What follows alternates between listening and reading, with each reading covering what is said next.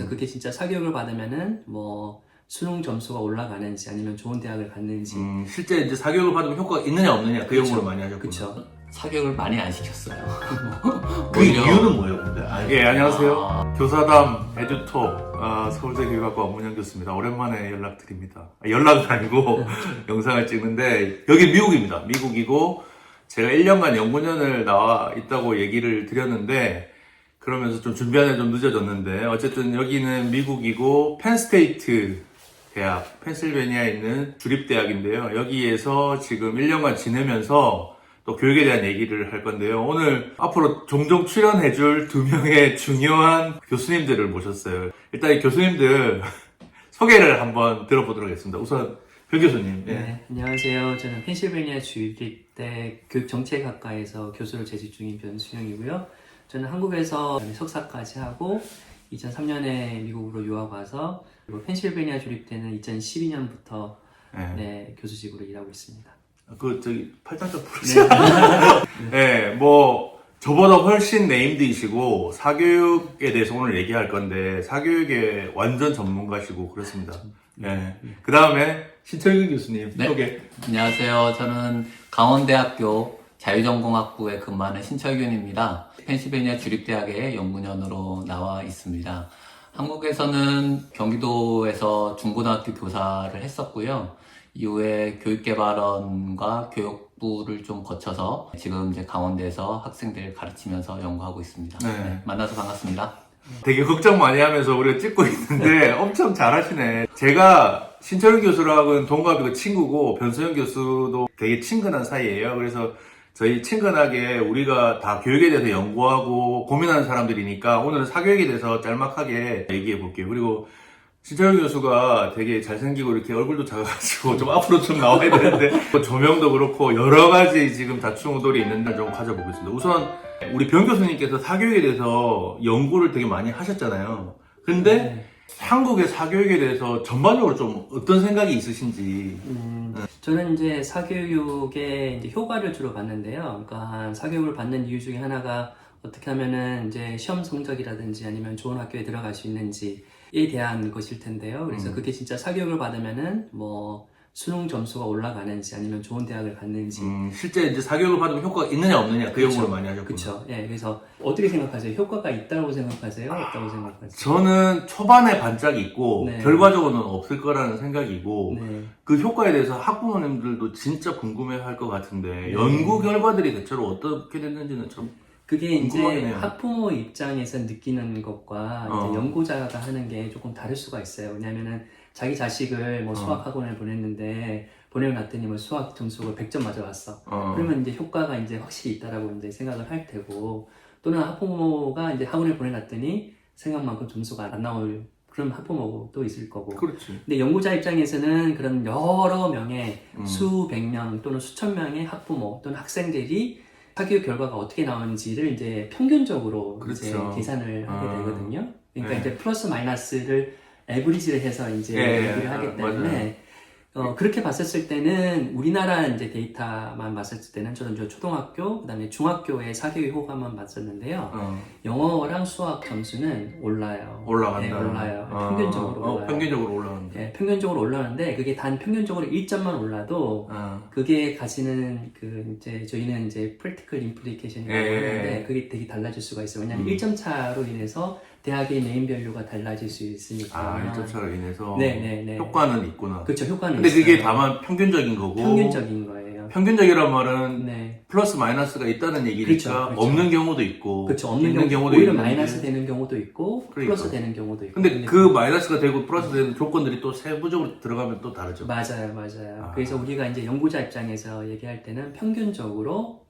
영어과에 또는 영어 학원을 다녔을 때, 수학 학원을 다녔을 때 평균적으로 4점에서 5점 사이가 증가된다. 평균적으로. 그러니까 나는 평소에 이제 언론에서도 그런 관심이 많잖아요. 그러니까 만약에 변소영 교수님 같이 이렇게 연구를 많이 하신 분이 평균적으로 그렇다라고 얘기했는데 가로 열고 가로 닫고 평균적으로 들어가고 없어지고 효과가 있다 이렇게 나오잖아요. 맞아요. 그러면 사람들이 이목을 끌기 쉬우니까 이게 진짜 결과를 호도하기가 쉽더라고. 그렇죠. 근데 학원에서는 이제 그런 식으로 많이 하죠. 입시 선전을 하겠지. 결과를 하게 되고. 근데 이제 학부모들도 그렇고 정책 입안하시는 분들이 우리가 효과가 있다 없다라고 하지만 저 연구 입장에서는 효과가 있다면 얼마나 있는지, 그렇지, 얼마나 있는지도 예. 중요하고 어떤 조건에서 있는지, 그렇죠, 그렇죠. 예. 누가 더 효과가 많고, 있을 확률이 높은지, 맞아요. 그런 것들이 되게 중요하죠. 그래서 네, 네. 결과적으로는 교사담을 보시는 여러분, 사교육은 일단 효과가 있을 수 있습니다. 효과가 있다로 평균적으로. 근데 그거는 상황에 이제 따라 제 연구가 이제 그런 거고 어. 다른 연구를 보게 되면은 효과가 없다라고 하는 연구도 있고. 또 마이너스라는 연구도 있거든요. 그러니까. 근데 그걸 종합적으로 했었을 때는 뭐 100개 중에 뭐 80개가 평균적으로 뭐 점수가 조금 오른다. 또는 뭐 20개는 뭐 효과가 없다. 뭐 이런 식이기 때문에 전체적으로 봤을 때는 효과가 있긴 있지만 그 효과가 갑자기 뭐 수능 점수가 뭐 100점을 오르다든지 그런 건 없고 그렇게 굉장히 드라마틱하게 조금, 안 올라가지. 예. 신철근 교수님은 지금 거의 애들 대학에 보내고 있잖아요. 네. 근데 학부모 앤드 연구자 입장에서 사교육 어떻게 보는지 한국에서 거의 키웠잖아요, 그죠? 네. 저는 사교육을 많이 안 시켰어요. 그 이유는 뭐예요, 근데 안 시킨? 단기적으로는 점수가 올라갈 수 있는데 장기적으로는 학업에 흥미를 떨어뜨린다라고 생각을 했어요. 우리 애들이 중학교, 고등학교 때 단거리 경주에서는 조금 더 빨리 점수를 올릴 수 있지만 결국에 우리가 공부를 하는 것은 대학이나 어떤 평생교육이나 계속 공부를 해나가야 그렇지. 되는데 거기서 흥미를 잃어버리고 내 스스로 공부를 해나가는 의욕을 잃어버리면 그것은 더 마이너스다라는 생각이 그렇지. 있거든요. 우리 흔히 옛날 말로 촌놈 마라톤. 초반에 마라톤 뛰는데 초반에 막 힘쓰면 뒤에는 지치잖아요. 네. 그래서 제가 이제 별로 안 시키셨구나. 네, 그래서 이제 사실 걱정이 되잖아요, 부모 입장에서는. 그렇지. 다른 애들 다 하는데. 하는데 그리고 우리 애들이 아빠 때문에 내가 좋은 대학을 못 갔어 이렇게 생각할 할 수도 수도 있잖아요. 있지. 그래서 그런 이유 우리 때문에 대학생이나 이제 대학원생된 딸들한테 이제 물어보면 얘네들이 하는 말이 자기는 너무 고마웠대요. 사교육을 너무 안 시켜서. 왜냐하면 어떤 면에서? 자기 친구들은 늘 학원에 매달리고 그 다음에 공부라는 것에 흥미를 잃은 친구들이 너무 많은데 실제로. 본인들은 그냥 하고 싶을 때 할 수 있게끔 해주고 지금 대학에 와서 좀 더 이 공부에 대한 의욕이 생기는 것도 지치지 않았기 때문이다. 그러니까. 이렇게 얘기를 해줘서 저는 그게 너무 고마웠습니다. 아니 너무 이게 또 일리 있는 말이 제가 신철규 교수님 와이프분이 초등학교 교사시고 본인은 또 중등에서 윤리 선생님을 하셨단 말이에요. 그렇게 연구자로 오셨기 때문에 정말 믿으셔도 되는 부분의 한 케이스가 아닌가 이런 생각도 들어요. 근데 이것조차도 다 적용되는 건 아니지. 맞아요. 그렇죠. 그래서 이제 제가 이제 한 연구 중에 아까는 이제 학업 성취와 관련된 그 말씀을 드렸고 최근에 하는 것들은 학업 성취 이외에 말씀하신 비인지적인 것처럼 거. 비인지적인 측면에서 그거 중요하죠. 흥미도 또는 뭐 자기주도 학습 또는 창의성, 창의적인 사고 그 다음에 수업 시간의 태도 이런 것들을 좀 보고 있거든요. 그렇죠. 왜냐하면 우리가 사실 사교육을 받게 되면은 학교 정규 교육까지 하면 플러스 교육을 받는 거잖아요. 그렇죠. 당연히 더 공부를 엑스트라를 하기 때문에 성적이 오를 것 같은데 생각만큼 많이 안 오른다는 오른다. 거죠. 그럼 왜 그럴까를 이제 연구를 하게 됐는데 우선은 이제 최근에는 창의적인 사고와 봤었는데 사교육을 받게 되면 창의적 사고가 떨어진다라고 했지만 그거 관련된 경험적인 증거는 없어요. 없어. 네, 그렇다고 뭐 창의적인 사고가 늘어난다 그런 증거도 별로 없고 연구가 많진 않지만 조금 그러니까.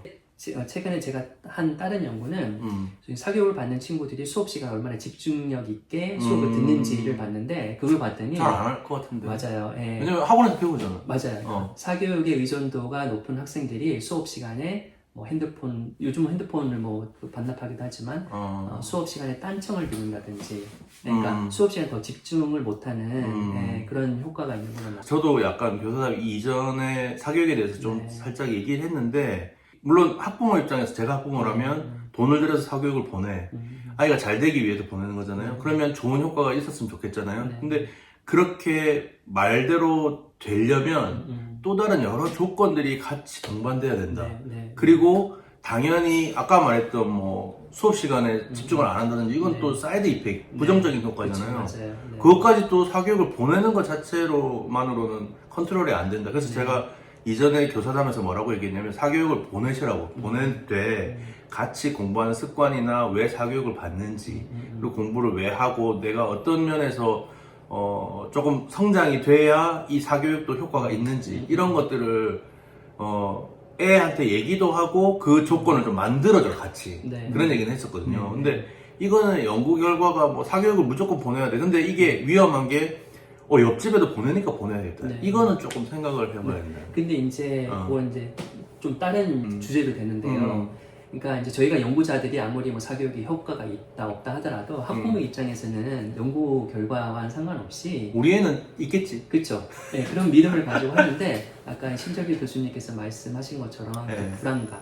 그렇죠. 저는 이제 한국 사회가 가지고 있는 그 불안감이 그것 때문에 코스트가 너무 많잖아. 네, 그러면 이게 사교육, 그러니까 불안감이 어디서부터 기원하는지, 어디서부터 왜 부모들은 자기 자녀를 학원에 보내지 않으면은 관련시켜서는 왜 불안감을 갖게 되는지. 저희가 미국에서 네, 처음 찍은 저번 영상이 조금 길어져서 1부, 2부로 나누어서 편집을 하기로 했어요. 그래서 1편은 이 정도로 마무리하고요. 사교육은 과연 효과가 있는가 없는가에 대해서 신철균 강원대 자유전공학부 교수님하고 변수용 펜스테이트 교육정책학과 교수님과 함께 얘기를 나눠봤습니다.